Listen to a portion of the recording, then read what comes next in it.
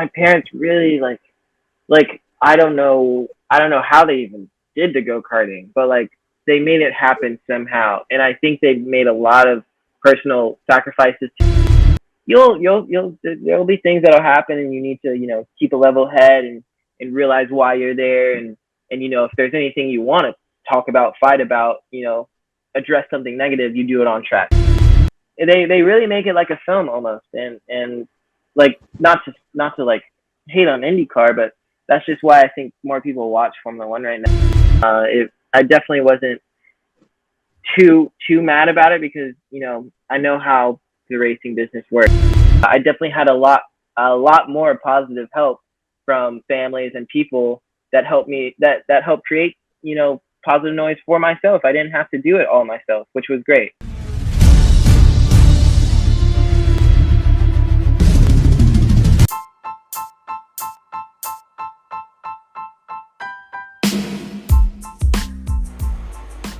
Good evening, everyone, and welcome to a special episode of Stripping the Dipping.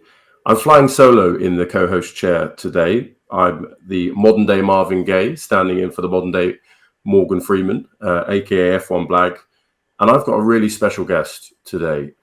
When we ask Georgie to get guests, sometimes we're like, yeah, we'll definitely get them. But today I'm here with a chap that was the first ever black driver to win an Indy sanctioned event. And when we're speaking to him now, he's leading the US F2000 series with only one weekend to go. I'm speaking to none other than Myles Rowe. Myles, fantastic to have you. How are you? I am great. Yes, it's a pleasure to be on. Thank you for having me. And yeah, I'm doing amazing. Super blessed to be here and be in the position I'm in for sure. Brilliant. So our audience, primarily motorsport, but possibly sort of slightly too obsessed with F1 and the European side. For those that might not know you or might not know a lot about you, could you tell us who you are? Tell us a bit about Myles Rowe. Yeah, for sure. So yeah, obviously, I'm Myles Rowe.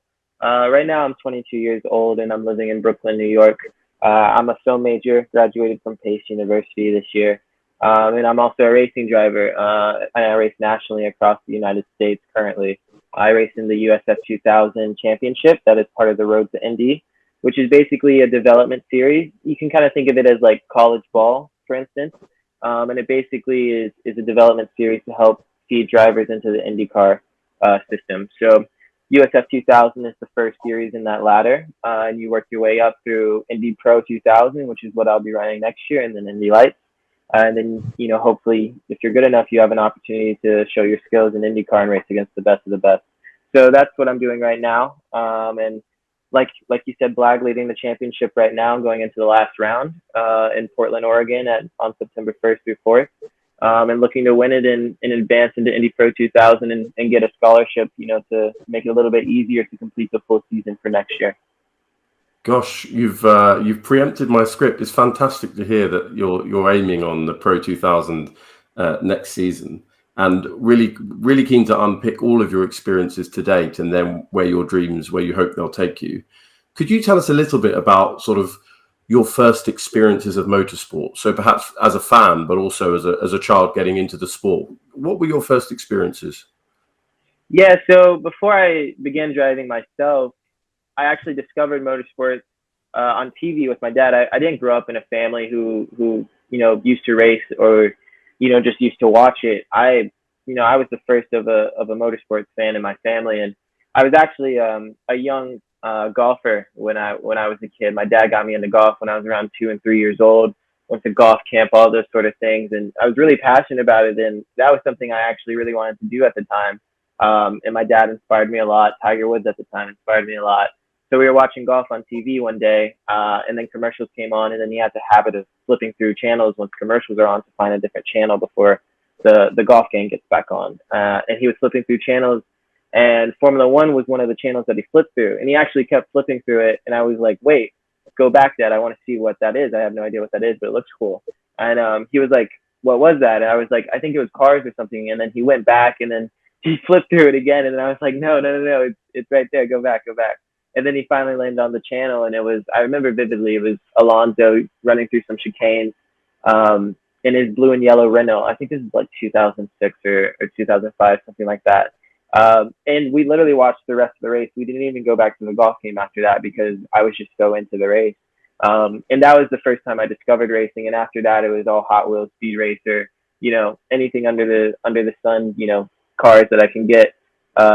So yeah, that was how I first discovered it as a fan. And Alonso was my guy then, because he was really winning back then in the Renault era. But my first experience as a driver, so we didn't have the money to just get our own go-kart at first. So we actually got really lucky with what we had around us. So I grew up near Atlanta, Georgia, 30 minutes west of Atlanta, kind of near Smyrna and Marietta. Some of you Georgians might know. But there was a series called Pro Cup Karting, which took place in this indoor venue called Andretti Indoor Karting and Games, which was basically like RPM, K1 speed, fast times, which is basically where you go and you can run rental carts and then also play arcade games. And then, obviously depending on your age, have a drink or just have a bite to eat and have a good time. But in that venue, they had the series Pro Cup Karting, which was a league you can use to race these rental carts and actually have points into a championship to win a karting championship.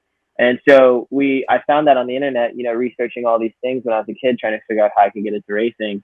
And we found it. We went there. We tried it out. We tried the go-karts out. We talked to some of the people about the league, and then we decided to do it. And my first race, I won. And there were actually 3 different divisions in the league, and I started out good enough to the point where they had to immediately move me up a division instead of waiting to finish a full year of the division and then move up, which showed my dad and I that, there's some talent that I have in it, because I think they said no one did that yet. I think I was the first one to do that. So yeah, that was my first experience racing a go-kart in that first race and winning it. It was great. I mean, it was awesome because, and I think it kind of helps me now to this day, especially like on street circuits per se, because the indoor karting, what it did was it gives you a bigger sense of car control because you're sliding a cart a lot more than you would on asphalt with a normal cart. So you have a lot more car control going on there. And then you're also racing around barriers the whole time. It's not like you have grass and everything like that. So when I get to a street circuit, it always reminds me of where I came from the indoor karting venue and racing against the barriers, constantly, sort of a thing. So that was my first experience, and I would not change it, for the world. That was definitely the best way I could have got into racing, whether I had money or not, sort of a thing. For whatever budget you have, I would say, if you're trying to get into motorsport, indoor karting is definitely the best way to get into it. That's fantastic. And, when you were talking about being, let's call it a child prodigy in golf, I was thinking, is this guy going to be one of those people you meet that is good at what they put their hands on? And then you won your first go-karting event and were moved up. That's really impressive. I mean, do you have a sense, and maybe it's difficult if you have a natural talent, but do you have a sense of what made you already sort of capable of driving a kart quickly from the moment you put your bum in the seat?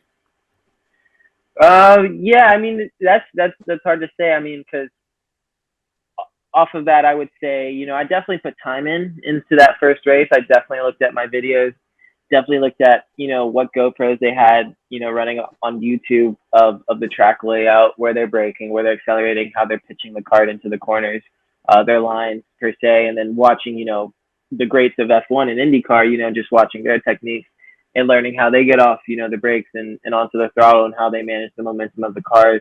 Definitely did my homework.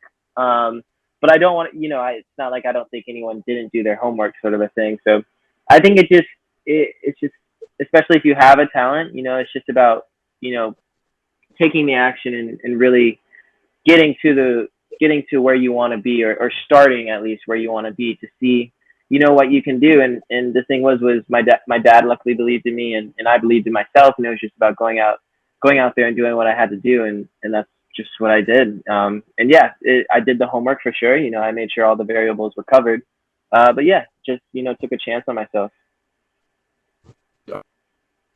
Its head on young shoulders, and that sort of research seems like pro level. So no, fantastic. So you did indoor karting, and then where did you go from there? Did you go into single seaters, or what happened there? Yeah, so it was a little road from indoor karting to my single seater days currently. So that series actually, I kind of evolved with that series for a little bit for the start of my career. So I did that indoor series. They moved me up in the division. I won the championship in the division they moved me up in when I finally did a full year. And then the series evolved into an outdoor rental karting series. So it was no longer indoor rental karts. It changed locations to Dawsonville, Georgia, at Atlanta Motorsports Park, and it went to outdoor rental karts. Same league, basically same drivers, but there was a few more people because it was in a different location. And then yeah, we ran outdoor in a really awesome karting track out in Dawsonville, Georgia. And then I can't remember to this day. It was second or third in the championship. We didn't win it, but we were really close, and it was a really good fight.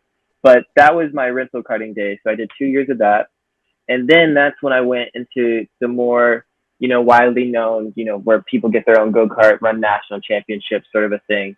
And we were able to do that because we actually got sponsored. We got sponsored by Lucas Oil at the time, and then Core Power also, which is a protein shake. And so that helped push us to get our own go kart, and keep going. So we got our own go kart at Mooresville, North Carolina, at the GoPro Motorplex. And that was actually when I met Will Power. I met Will Power for the first time when I got in my go kart for the first time at the GoPro Motorplex, which was really cool. But once we did a few, sessions there, that's when we decided to do some races. So we did some races at the GoPro Motorplex, but that was only a little thing that we did for training. The real races we did was a series called WKA, which stands for the World Karting Association, which is a lot of East Coast racing, go kart racing, and we did all right in those. I mean, a lot of the kids, they start from anywhere from 5 to 8, and then sometimes they can go as late to starting at 10 years old. I didn't start indoor go karting until I was 12, and I didn't get my own go kart until I was 14. So I was a little behind. So we were mid pack for that whole year, and then we also got taken out a lot. There was a lot of races I didn't finish.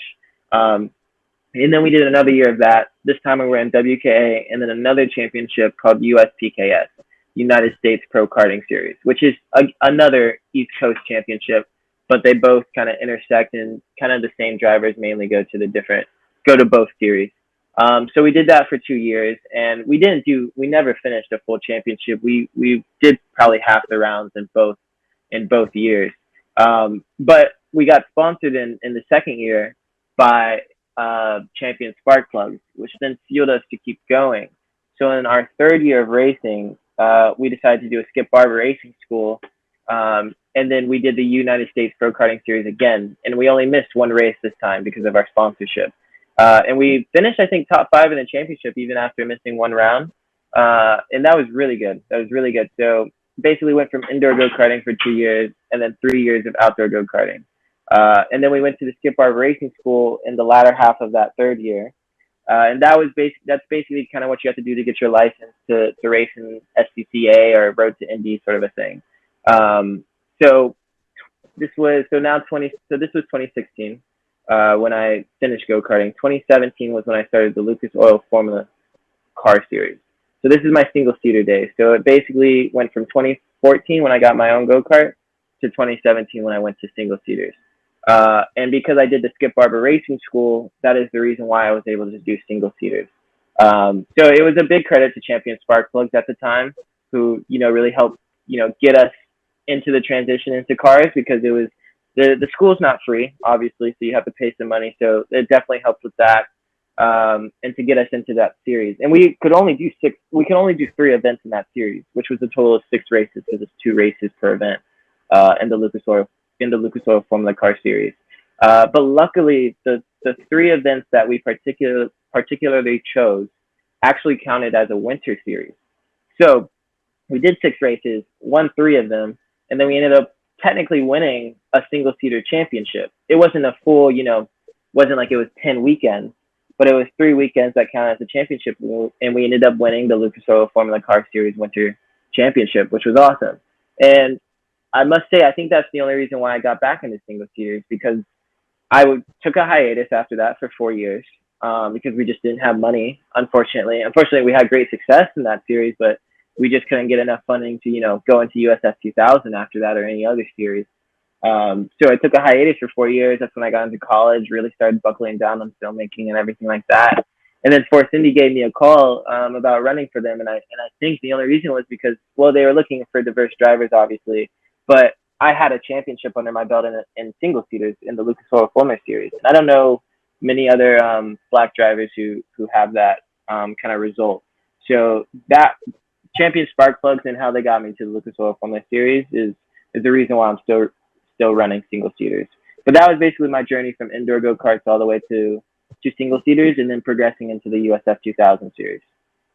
I mean, I don't think people understand the detail of how careers progress, but to me that seems incredibly rapid to go from rental to owning your own car. All of a sudden, you're in a single seater, and you're kind of building your success as you go.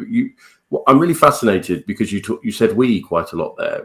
Were you doing this with your dad, or by that point did you have other people with you? Like, it feels like you've got a team around you. Yeah, I mean, I definitely have a great support system. So at the time, when things were a lot smaller, it was definitely me and my dad. Obviously, my mom supporting me, and my brother as well. But it was always my mom actually went to, because she just gets scared, like moms can be this way sometimes. So she went to my first go karting race, like with my own go kart. She went to the very first one, and then she never went to a race after that. She's been to a few of my single seater races in USF 2000. But it was all of that time from the first go karting race to USF 2000 since she's seen a race. So that's just a funny side fact. But yeah, I mean, it was mainly me and my dad, running to the track and everything. My brother would tag along too, which is awesome. Christian, he's into like motorbikes and things like that, so he loves that. So he loved to tag along back then. And when we were tugging the trailer up to Mooresville, North Carolina from Georgia, which was about like a 4-hour drive, because Atlanta Motorsports Park was the only track we could go to in Georgia, but you had to pay a membership per month, which was basically like paying rent in New York City. So we had to drive 4 hours if we wanted to practice, which kind of sucked. But it paid off, especially in terms of like meeting Will Power. Never would have, probably still wouldn't have been in single seaters if we didn't make that move. So that was great. But yeah, and my dad he just the support he has for me is just incredible. Just to drive 4 hours, like twice a month to get up to the go-kart track, even once a month, when you're working and you have all these things, you want vacations, and you're paying for school and stuff like that. Like, yeah, my dad, all credit to my dad. I wouldn't be anywhere without my dad. Anything that I do, anything that I have done, that I do, it is all because of my dad and the things that he has me help me set up, sort of a thing. So yeah, my support system is huge. My mom now is basically my manager, which is awesome. And then yeah, now sponsors that have tagged along, it builds, the team builds as you grow, and you find more people that you can understand, and that you can trust, and who can trust you. And like, for instance, like Roger Penske is part of the team now. And then like some people on Force Indy, you could say, are part of the team. But yeah, back then it was all my dad. My dad, just all credit to him. I mean, that's almost tear-jerking as a father of two young boys. Say, you wouldn't be here without your dad, and that family bond that you clearly have there is surely a huge part of your success. So that's fantastic. You mentioned that you were on hiatus for a few years, and then Force Indy sort of gave you a call or an email, whatever we do in 2021, 22. Then you start in USF 2000, and you win your first race, but it's not until towards the end of the season.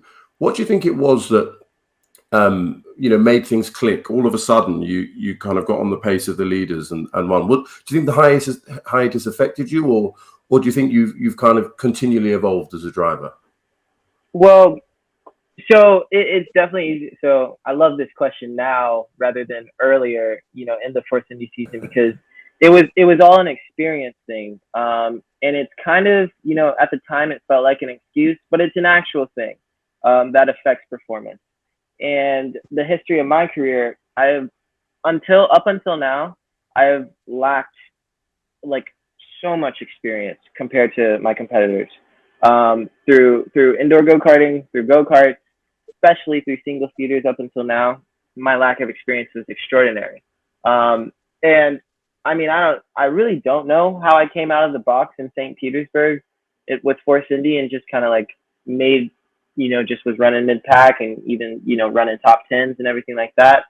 But yeah, I mean, it was really just a blessing, and just hard work. But I think what really clicked, was the experience, because think about it, especially for the guys who are winning the races. Once, like, I come into the scene again, and then these guys are winning these races. I mean, they're already at the top of their game in their series, sort of a thing. So just like I progressed, going into, the last couple rounds, when they were at the top of their game early in the season, they're only going to get better and even better from what the top of their game already was, sort of a thing. So as I was progressing, it's like trying to catch up even faster, or trying to grow like basically twice as fast as they're trying to grow, per se. And it took a little bit, heading into the mid season. And we're back from our unscheduled commercial break. And we've got Myles Rowe with us. We were just talking about the kind of experience curve that you were going on in your first season of US F2000 that culminated in you actually winning a race towards the end of that first season. And you were talking about being even mid-pack out of the box, and then building up from there. A quick question, what did it feel like, that win? Was it relief? Was it elation? How did you feel when you won in New Jersey? Yeah, it was a mixture of all things, man. I mean, at first it was definitely like elation, because I really remember the last couple, like I remember passing second, being in second. There was like maybe 3 laps to go or something like that. And I mean, first was like, I mean, he was 10 car lengths away. I mean, like there was a big gap. It like big enough to where like it would just make sense to just settle in, don't push the car, don't spin out, because the track is still like damp, sort of a thing. And I remember I was just like, screw it, I'm catching him, just like that full, like just full send. I mean, it was I've never been, just more flat out just like that in my life. And yeah, like it was so close. I mean, like if I made any, mistake in a corner, just went a little bit slower in any corner by like and just ended up a foot or 2 feet, a little bit further back at that point when I passed him, the pass wouldn't have happened. And this wouldn't have been a story. I mean, it was just, everything had to be perfect, and it just worked out. And it was just, yeah, I was super elated that it that it worked out, because it was a crazy gap that I just killed in that amount of time. And I was like, wow, like that was incredible. And then after that, it was like, oh, okay, we got the win, sort of a thing, like the job, like we did the job, like the job was done, sort of a thing, which was great, because yeah, it definitely would have hurt me a little bit to not get a win for Force Indy in their first year. So it was definitely a relief to get that, because that was the second to last round, and we still weren't looking like we were like top 3, sort of a thing where it makes sense, where we can expect to win. So it was definitely a relief to get that win, in that way as well. Again, we came back and we came from 10th place. We went from 10th to first in 20 laps. So like that was also like what was awesome too. I mean, it was just from the start to the end, it was just a full charge, and it was great. So yeah, I mean, it was all kinds of emotions just bottled up into one, and it just made for, one of those moments that, it's just, that just make for a lifetime. It's like, this is what we live for, this is what passion is about. This is what hard work is for. And yeah, it was just awesome. It was, oh my gosh, it was awesome I was so happy for my family too. Just like, just from, because we really, I mean, there were, especially before I got the call from Force Indy and I was in the middle of that hiatus, no racing, didn't think I was going to race again. I mean, like, my parents really like, I don't know how they even did the go-karting, but like they made it happen somehow. And I think they made a lot of personal sacrifices to like their savings per se, or like just basically like longevity and enjoyment for their lives, to make sure that I would have like a chance at a career, not even have a career, have a chance at it, sort of a thing. And I would feel so bad, like I'm not racing anymore, like it didn't work out. They made all these sacrifices, and for what, sort of a thing. And finally getting that win, it was just like, man, like, like it was just so like it's good to it was just so I was just so happy that they could see some more results from the immense sacrifices they made for me. And yeah, it was just really special because of that. It was really special, and especially for the kind of team I was driving for as well, and the struggles that we've had in the past in go karting, me and my dad, with race and everything. It just all came together like just like a movie, man. I mean, yeah, it feels like that's Act One complete. Not to put too much pressure on you, we'll talk about Act Two in a minute. But yeah, so you talked a bit about the hiatus, and then and coming back, getting the success. Rookie driver, rookie team, winning a race in that season is an incredible feat. Then, am I right in thinking that Force Indy decides they're moving up? They're moving up to Indy Lights, I think. Which Right. is that right? And so you were without a drive for 2022 for some time. Is that right? Yep. Yeah, it was. Yeah, go ahead, sir.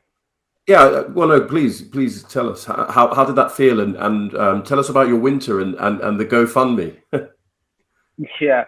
Yeah, so I mean, it was definitely a shock for everybody part of my support system because, uh, I mean, like as we thought, everyone was being pretty clear and upfront with us, because we developed really close, serious relationships, with them. Everyone was, starting out together, and we all, almost like it was almost like a kid thing. Like it felt like we all grew up together in that year, sort of a thing.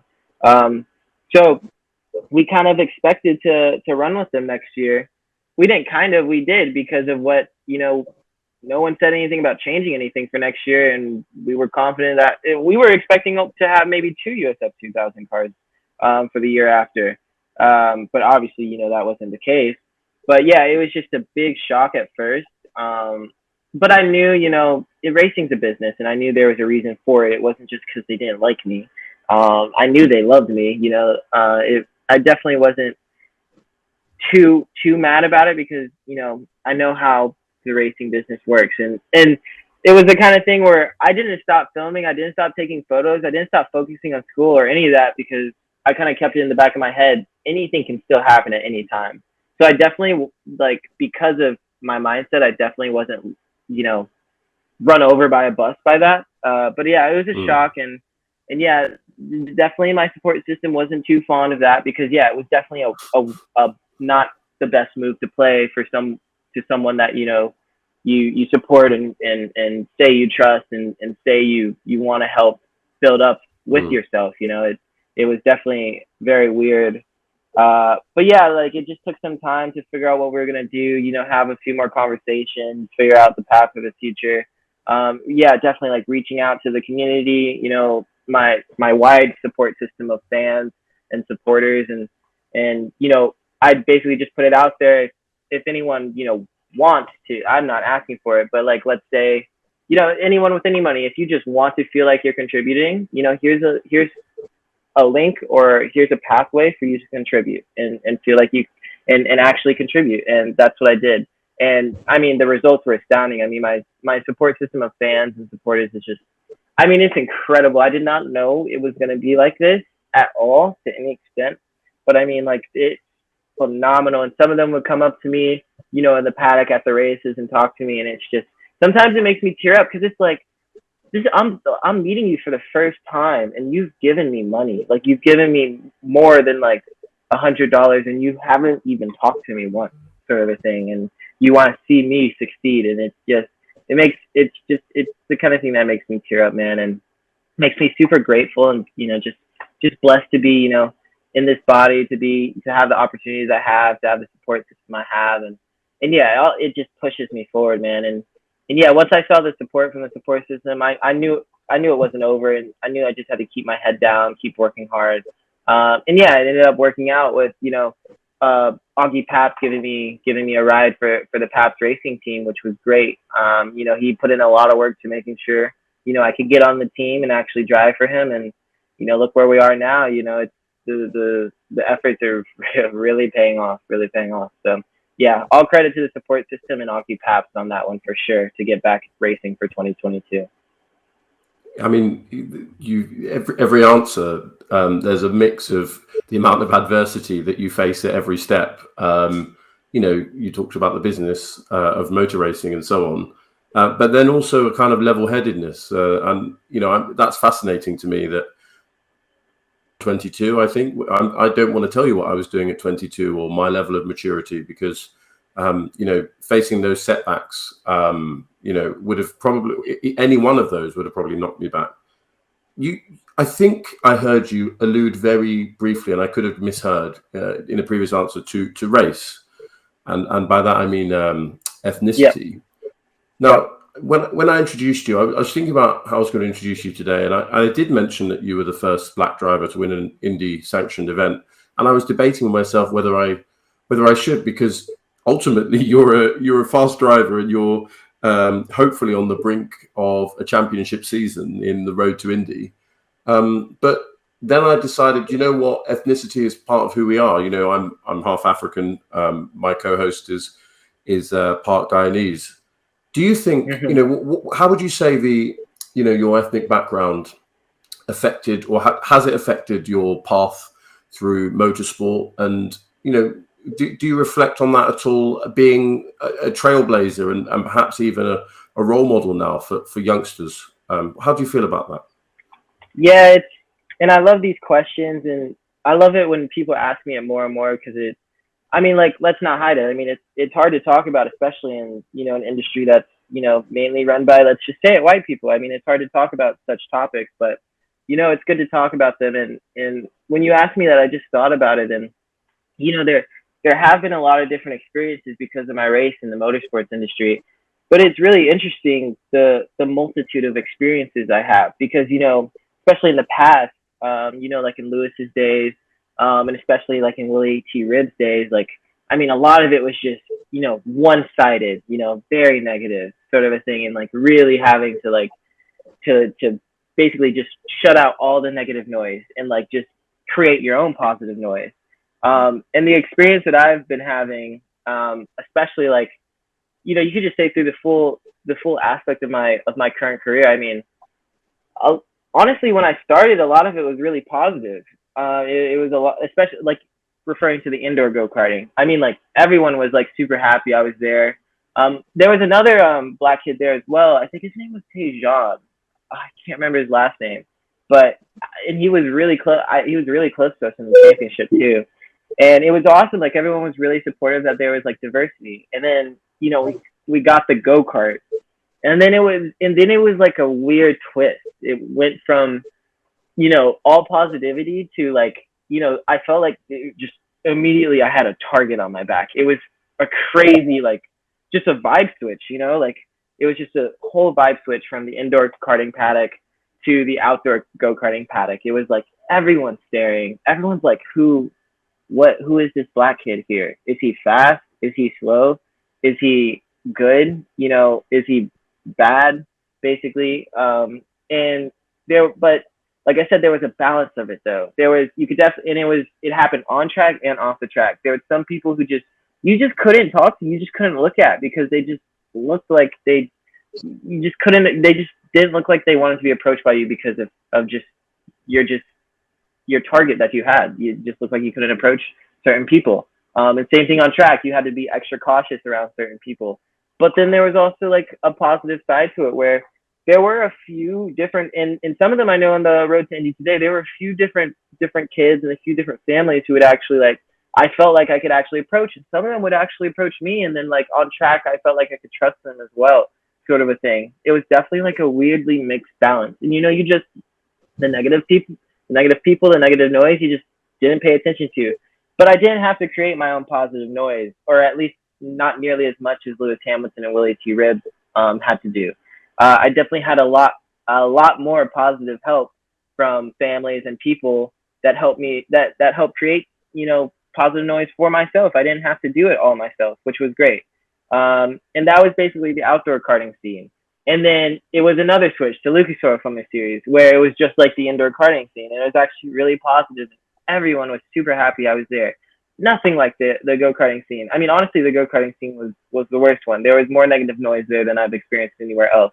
Because the road to Indy, it's just not there at all. Like, definitely the first year when I was there with Force Indy, things were a little bit weird at first, but that's just the nature of new team, new driver, and I did not associate that with race really at all.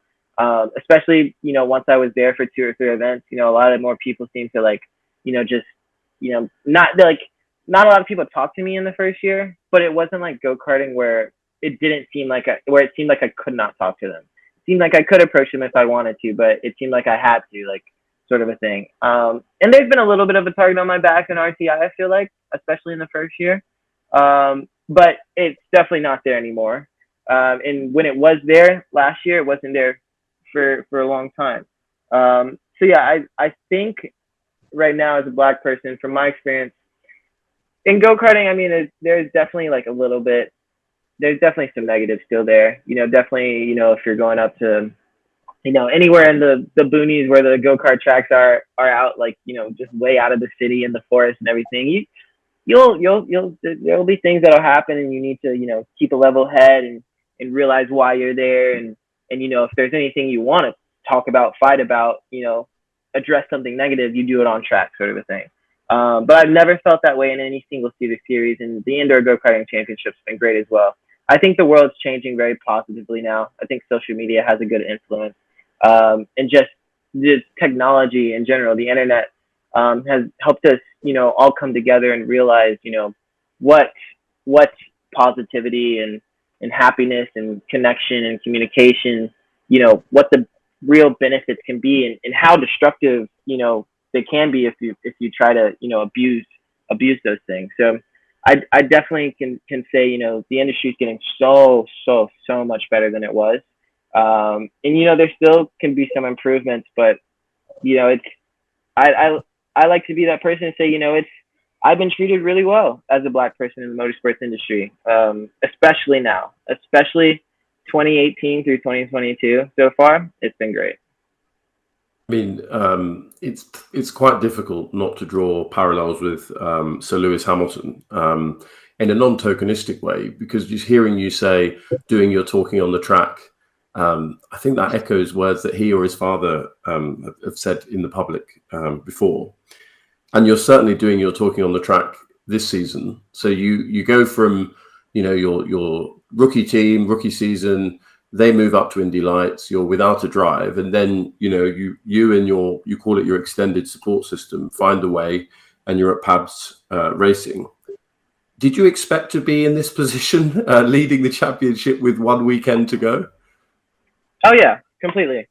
Yeah, I mean, that's what I came. That's what I came into Pabst Racing in 2022 to do. I mean, I knew I'd be here. I've always known, and I honestly thought I was going to be somewhere, maybe not first position, but last year I thought I'd be somewhere there as well. I just had a little bit too many incidents, caused by me and also not caused by me last year, sort of a thing. But yeah, I very well knew I was going to be in this position this year. I've known my skill ever since I was a little kid, and I've been perfecting it ever since. I've known it ever since I was 7 years old. I'm not lying. It's just been a feeling. And the amount of trials and tribulations I've been through in go-karting, I mean, I really could have quit so many times. I mean, especially the amount of times I've lost. But I knew I had skill, and I knew I had speed, and I knew I just had, persevere, and keep going, because I know where I can and hopefully will end up. And it's just about, getting through time, being patient, and doing what you have to do to actually get there. And this is one of the things I have to do: win this championship, show up, perform, and that's what I'm doing. And I definitely knew I'd be doing it this year for sure. Fantastic. That's level of self-belief, incredible, and absolutely right. So you go into the final weekend, and I'm looking at it now. Are there 3 rounds in the final weekend? Is that right? Correct. Three different sets of races.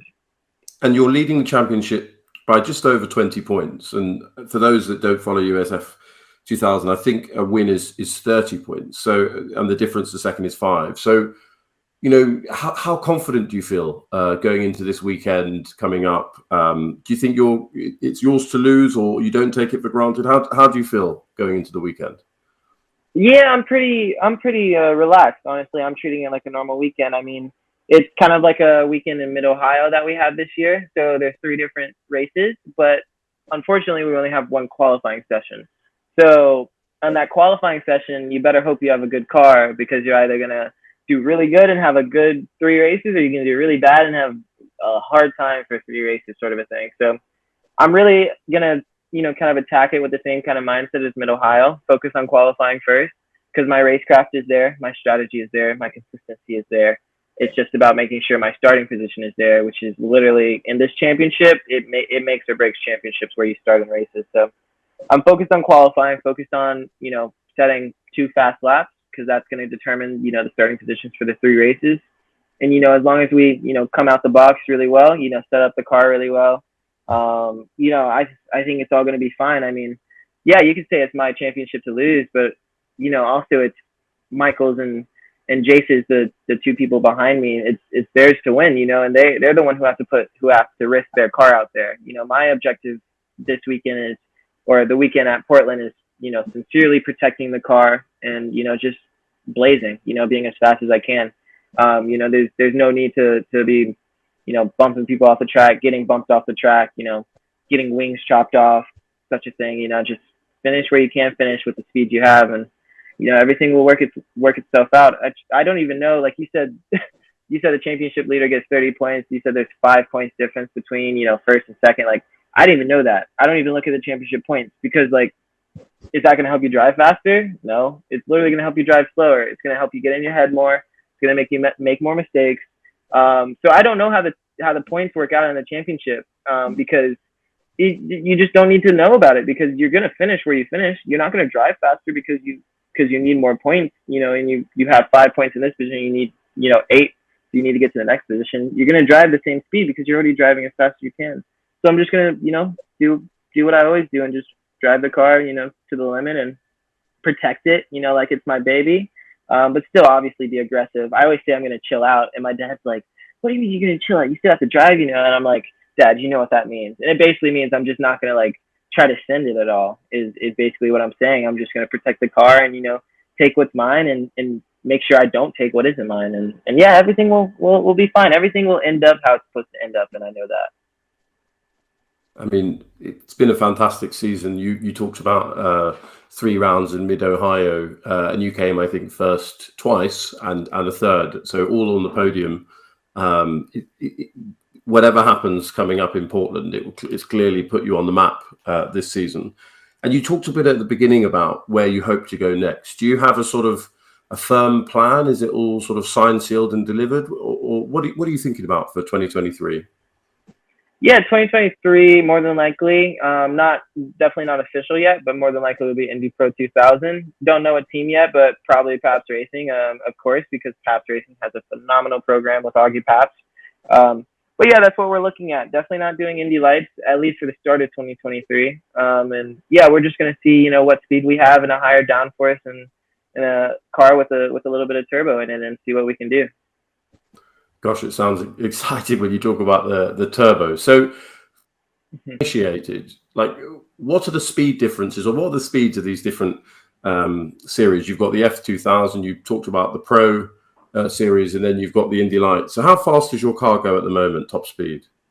Yeah, top speed is really about 150 in the USF 2000s. Indy Pro 2000s can go about 160, maybe they can hit a little bit above. And then the series right before IndyCar, right after Indy Pro 2000s, Indy Lights. Those, I'm not officially sure on it, but I'm pretty positive it's around 175 to 180 is how fast they go. And the wings progressively get bigger as you move up in those car classes. So Indy Pro 2000 has slightly more a significant more downforce than USF 2000, because even though USF 2000 does have front and rear wings, it doesn't really aerodynamically apply to the degree where you have to adjust, your driving style for downforce per se. A USF 2000, you can say, drives more similarly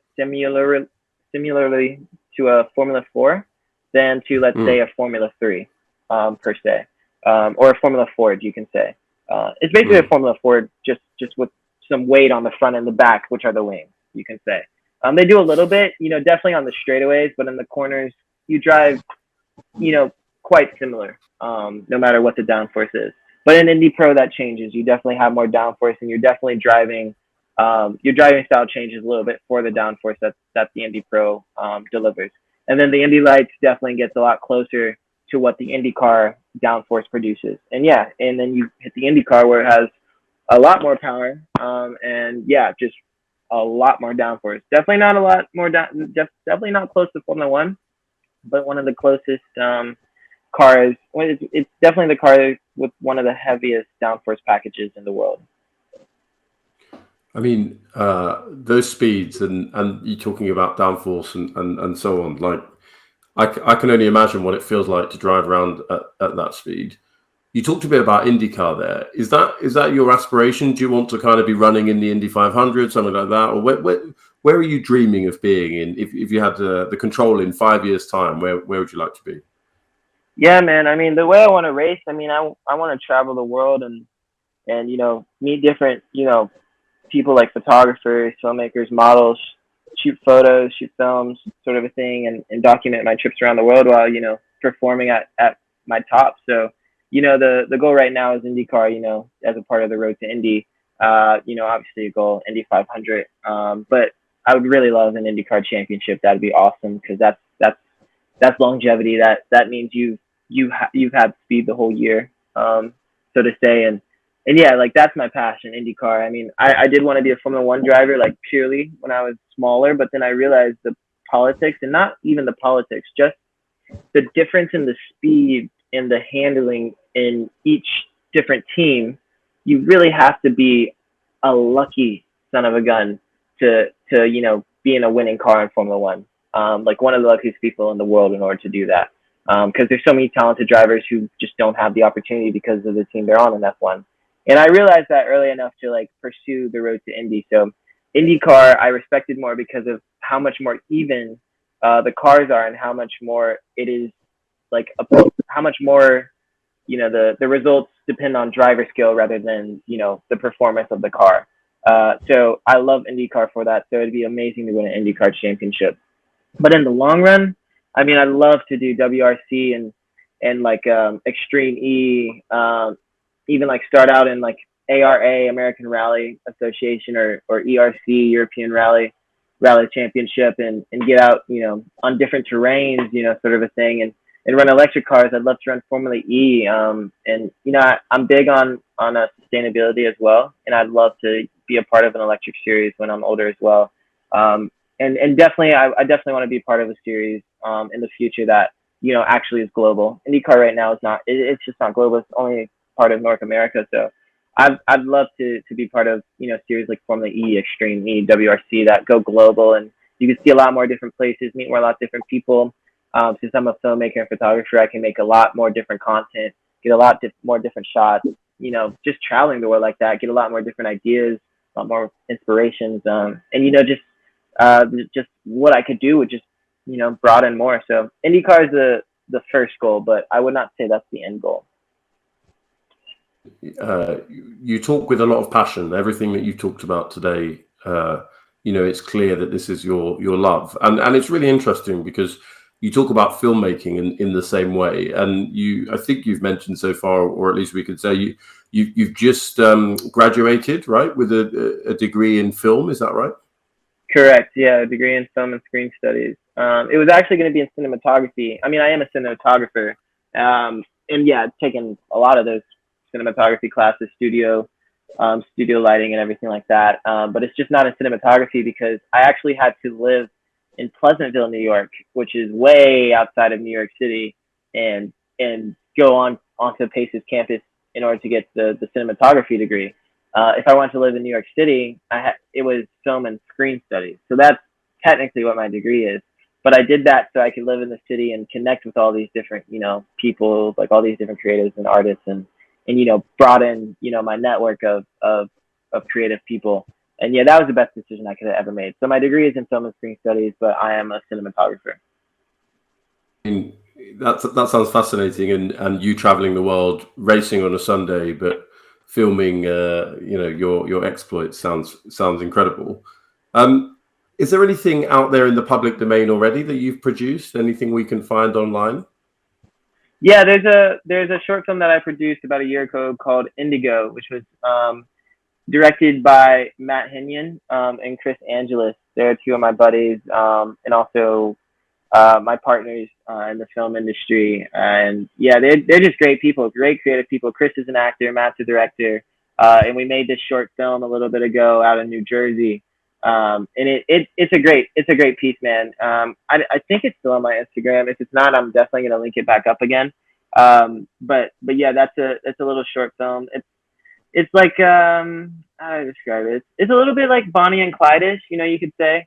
It's definitely got inspirations from that, but it's it's it's like definitely like a what do you call it? It's a killer film, like a dark film. It's a very dark film, but it's amusing, the way the actors are, the way the script is handled, and sometimes the way the shots are played out. But Matt did a really good job directing everybody. Chris was an amazing actor in it.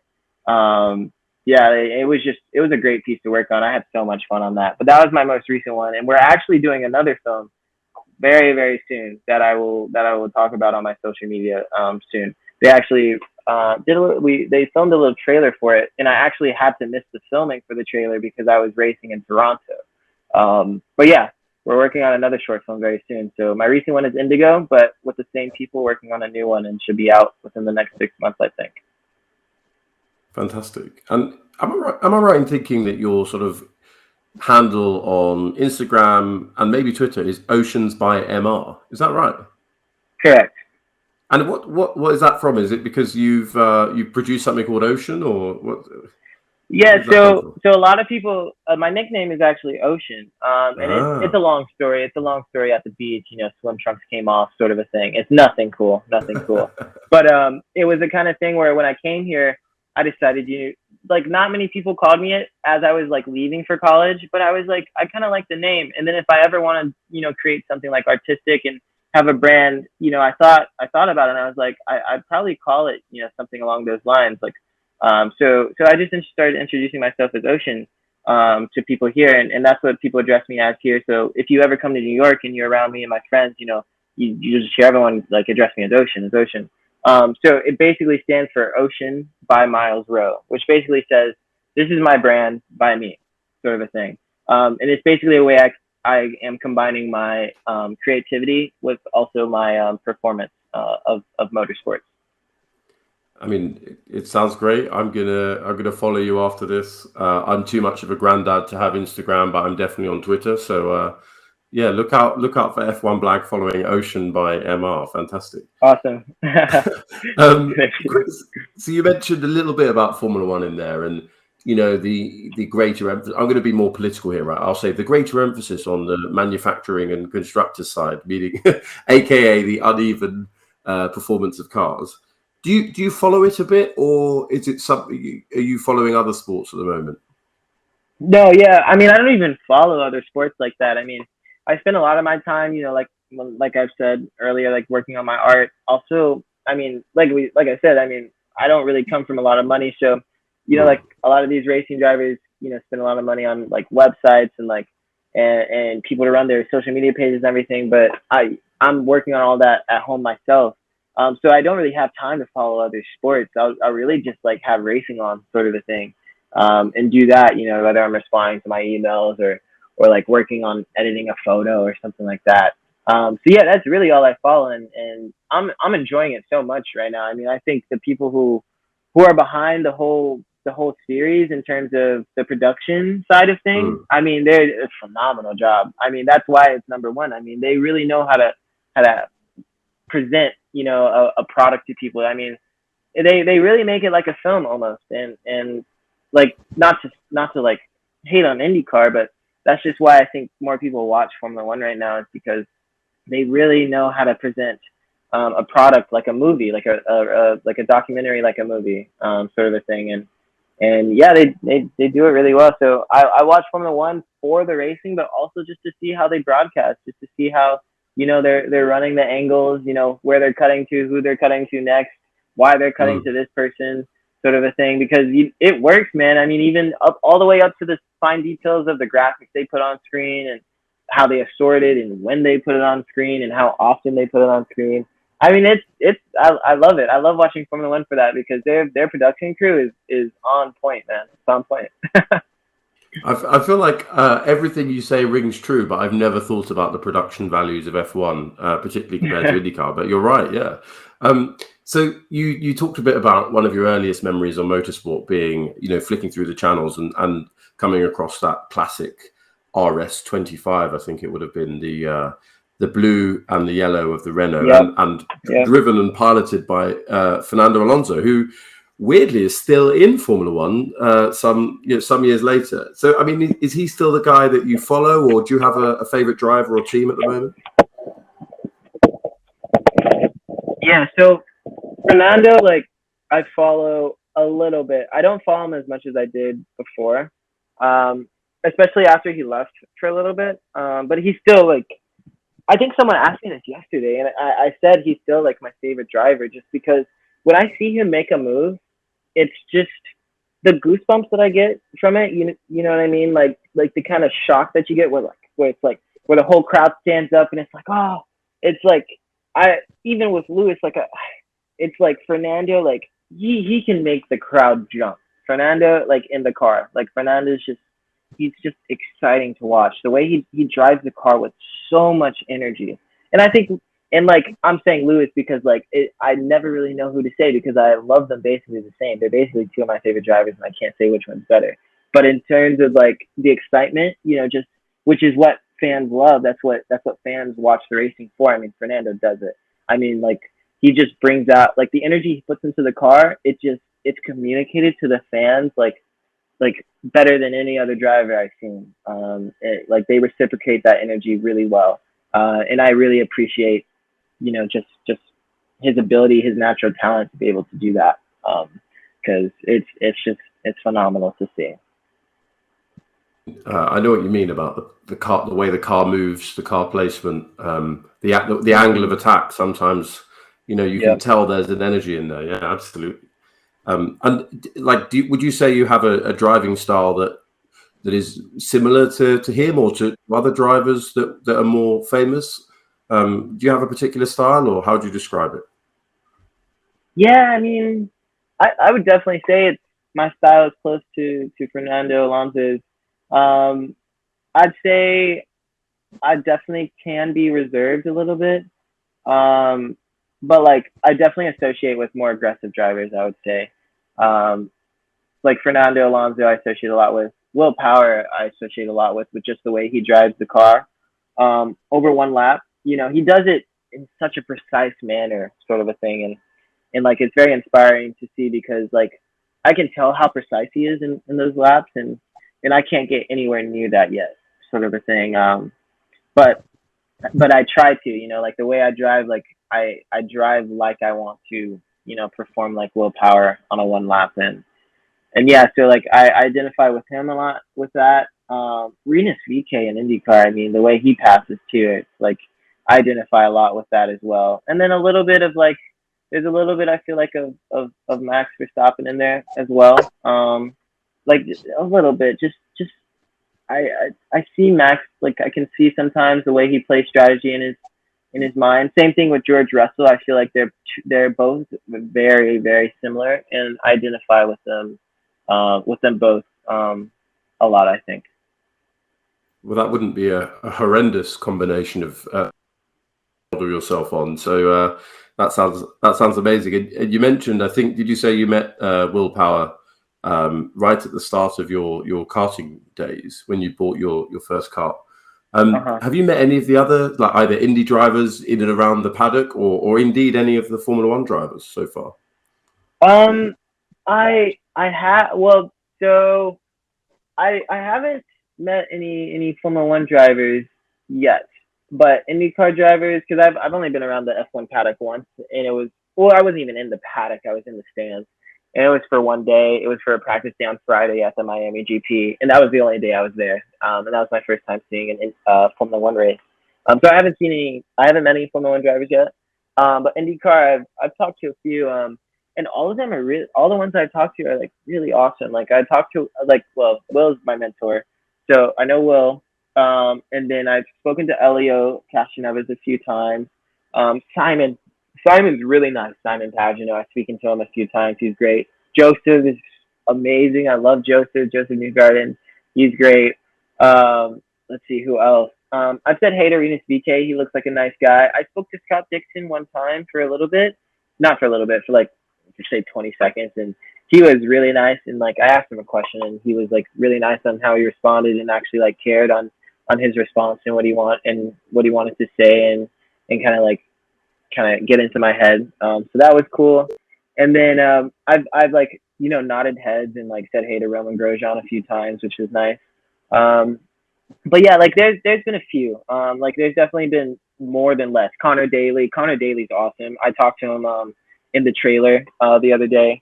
And he was like awesome to talk to. He's a funny guy. But yeah, a lot of people, but they all are really nice and really open, and yeah, they're willing to talk to you, and it's great to see that in an industry where these guys are just at the top of their game, and they're elite, and they necessarily don't need to talk to you if they don't want to, but they do, and they're really nice and respectable. So yeah. That's really good to hear. And you mentioned Joseph Newgarden. Are you managing to catch his series with Scott McLaughlin, Bus Bros? Oh yeah, yeah, and Scott, I forgot. I knew I was Yeah. forgetting a solid one. Scott is amazing too. Same thing with Joseph. Yeah, they're hilarious, man. They're absolutely hilarious.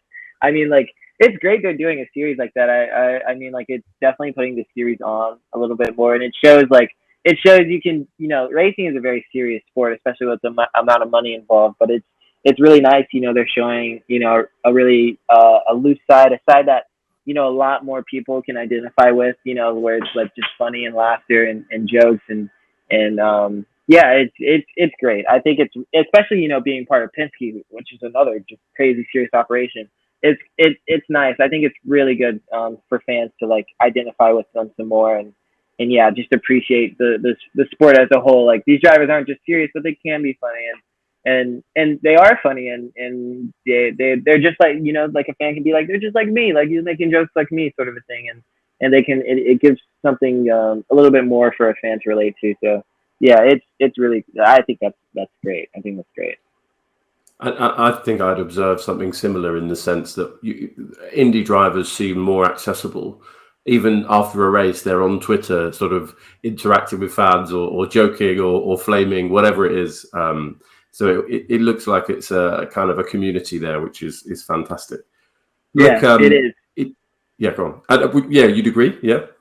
Yeah, most definitely, most definitely. Yeah, and yeah, I don't understand it.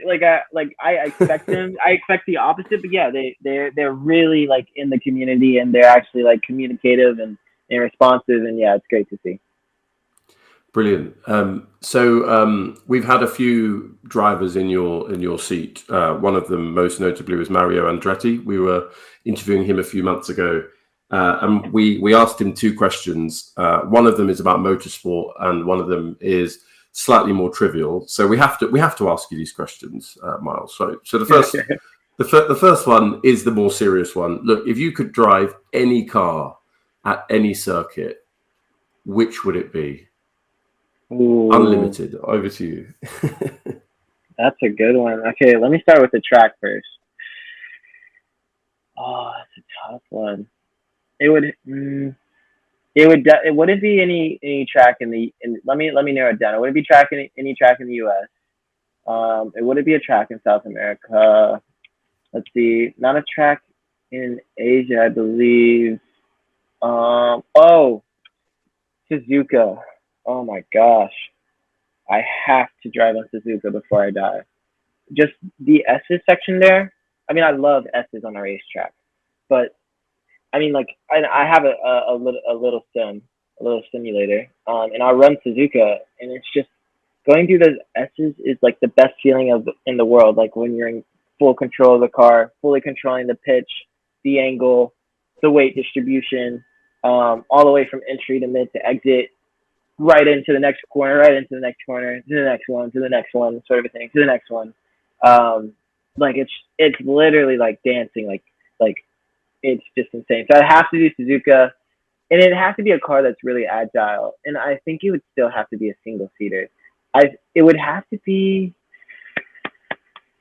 Oh, I think it would have to be one of the old Formula One cars from. Oh my gosh, I know what it has to. It would be. It would be um, Michael Schumacher's Ferrari from the year 2000. It has to be that. I don't know the name of that model, but it was with I believe the Bridgestone tires with the ridges in them still, where they had like way too much grip. I would love to run that car at Suzuka, even if I'm just too weak to drive it. I would love to just be able to see how fast I could go around those S's, because I mean, the way those cars dance around those corners, especially when you have a car that's really agile and just turns on command, sort of a thing, and it's just one with you like a single seater. It's a feeling that I have to understand. Amazing. Well, get your neck exercises going, and Exactly. maybe whoever owns, I think they called it something like, it wasn't creatively titled the Ferrari F1 2000 or something like. They weren't in their creative phase of car names back then. But yeah, good luck. I hope you do get to realize that dream someday. I know. We reached the main event, the most important question that we asked Mario Andretti, and he was slightly disdainful in his answer, although in a very respectful way. So the question to you and Myles is: pineapple on pizza, yes or no? Oh, wow, that's a multi-layered question, Blag. That's a very multi-layered question. I say yes because let everyone be free, let everybody do their thing. But for me, no, absolutely not. Can't do it. Can't do it. Can't do it. Cannot do it. I used to, but I realized, this might not be, the best thing on pizza. There could be something better. It's just like, it's just not. It just, it's like one of those things. Like I can't even explain it. Where it's like, it's the kind of thing where it's like, why did you even say that to me? Like, it just doesn't fit. It just doesn't fit. I mean, like, imagine dipping a pineapple in marinara sauce, and then like think about it, right? And then think about eating a pineapple with bread, right? And then think about eating a pineapple with cheese, and like none of it works. None of it makes sense. So why does it belong on pizza? I don't understand. But like, also it's a yes because I'm all about the free spirit. Let everyone do their thing. Let just everyone can do what they want. So yeah, you could Blag. If we show up to a pizza joint in New York one day and you order Hawaiian pizza, you can have that. But I'm not taking a bite of that. All right, you could have my pepperoni, my cheese slice, my little margarita, and I'll show you what real pizza is. Right. That has to be the most entertaining answer to that question that we've ever had. I think Mario Andretti's answer was one syllable. He was like, no. With the Italian rules. But no, that's fantastic. Well, I hope one day we can go to that pizza joint in New York, and I will almost certainly not have my pineapple on pizza, but we'll see. Fantastic. Okay. Look, it's been incredible to talk to you. I feel like we were talking about film, and we've talked about Act 1, Act 2. I have everything crossed for you for the weekend coming up in Portland. I really hope you win the championship, but also I just wish you continued success and happiness. You seem like a happy, determined, level-headed guy, and every success. Before we go, is there any message you want to leave to our listeners, to the fans, and where can we find you? Yeah, I mean, a message. Oh man, putting me on the spot. That's great. I'm kind of a deep guy, so like I want to leave something meaningful for people. Here's something. Because I'm trusting my gut. This is help. This is why I'm winning the championship right now. And kind of why I am where I am right now. Always trust your instincts. And if you can't trust your instincts, figure out a way to train them. Always trust your gut. And if you can't trust your gut, figure out a way to trust it. Train your gut, because when things happen or you're left with a choice to make, and one of them can lead you down a really, happy road, or one of them can lead you down a really, less happy and more negative road, and you don't know what to choose, and you don't know which one leads where, all you're left up with is your gut. And, hopefully you can trust it, sort of a thing. And you don't want to come into that situation without knowing that you can trust your gut, and trust your intuition. It sounds very simple and even kind of stupid, but it's a real thing. When there's a big choice to make and you don't know what to do, and it comes down to just saying this choice or this choice, you need to make sure you know your instincts and can trust them, sort of a thing. Because if you train your instinct and you know how to use it, I mean, it can lead you down like really, really bright roads, sort of a thing. So always trust your instincts, never doubt them, and always stay in touch with yourself. Always stay connected with yourself, the energy that you're feeling, the emotions that you're feeling, and always make sure to stay in control, for you and for other people around you. Yeah. Amazing. Yeah. Thank you so much. Wise words. Of course. Usually people say, "Oh, I'm writing a book." that's absolutely fantastic. Well, look, every success, every happiness will be following you here at Stripping the Dipping. I cannot wait to see what happens at Portland, but I'm also just even more excited about the future for you and where it goes. So this has been F1 Blag, with Ocean by MR, aka Mr. Myles Rowe. Fingers crossed, soon to be the US F2000 champion of 2022. You've been listening to Stripping the Dipping. Goodbye.